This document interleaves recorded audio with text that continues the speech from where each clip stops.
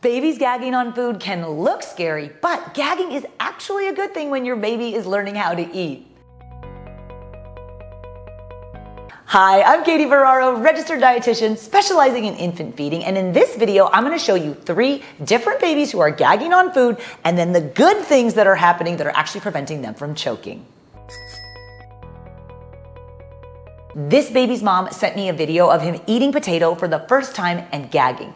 You'll see how the baby's feet are resting flat on a footrest that they added to this high chair. Having your baby's feet resting flat on a footrest helps stabilize the baby and lets them use their core strength to help them work through that gag.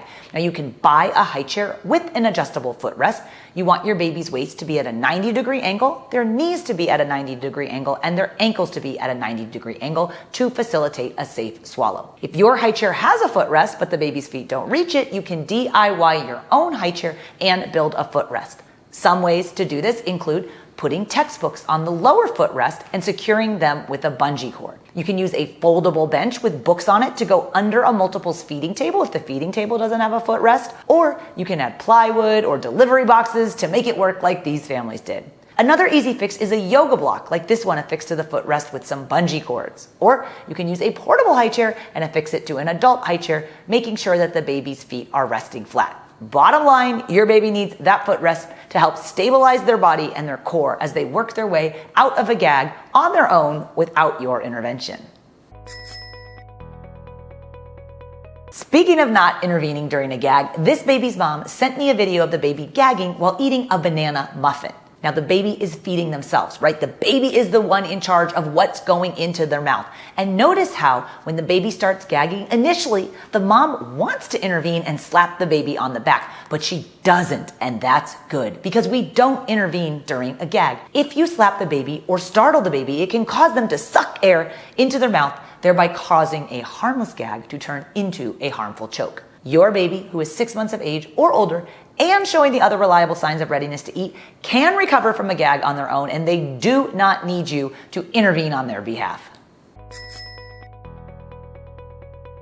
Another important way to reduce choking is to offer the right size shape of food.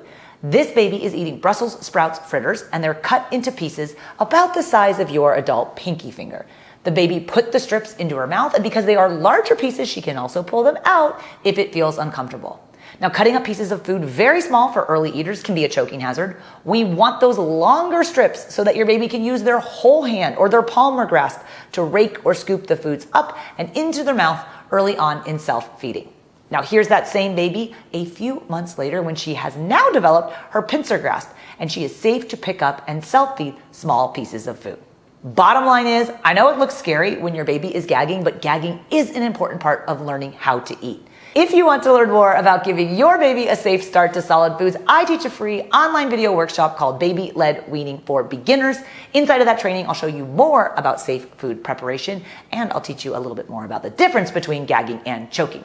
You can sign up for that free workshop at babyledweaning.co, or it's linked in the video description, and happy feeding.